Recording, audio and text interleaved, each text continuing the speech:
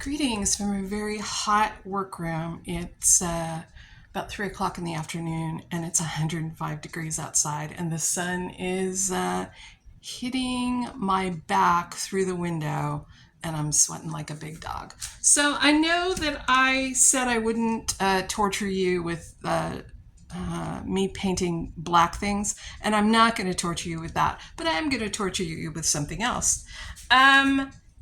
This is, these three have been painted with black gesso. This one has its top coat of black acrylic paint.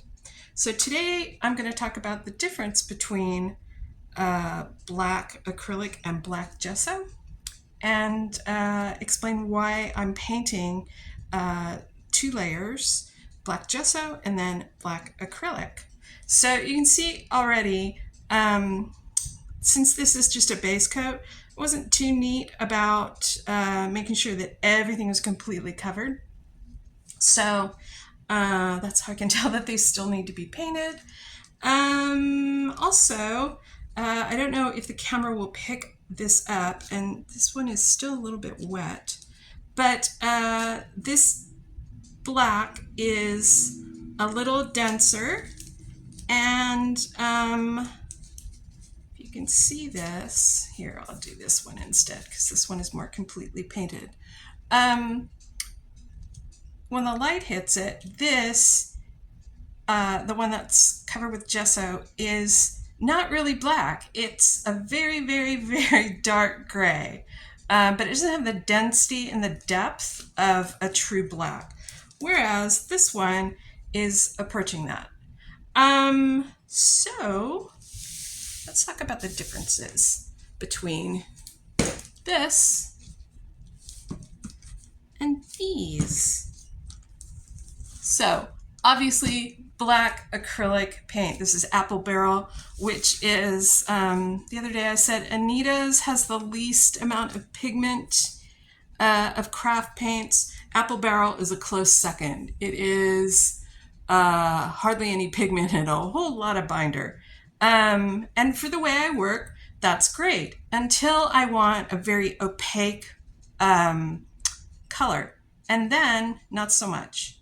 So instead of painting this over white gesso, which really wants to glow up through the color that you apply over it, and fighting against the fact that this is going to look transparent, somewhat transparent on white gesso, I use a layer of black gesso.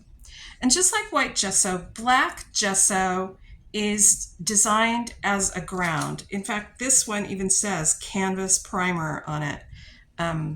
Bob Ross doesn't say that. So it's designed to prime a surface and give it tooth. So back to my lesson when I was gessoing my postcards, I mentioned that I wanted to coat this with gesso because the chipboard that's showing around the outside has a different tooth, a different texture than the text page, and I wanted everything to accept the paint in the same way. And in order to do that, you lay down a layer of gesso.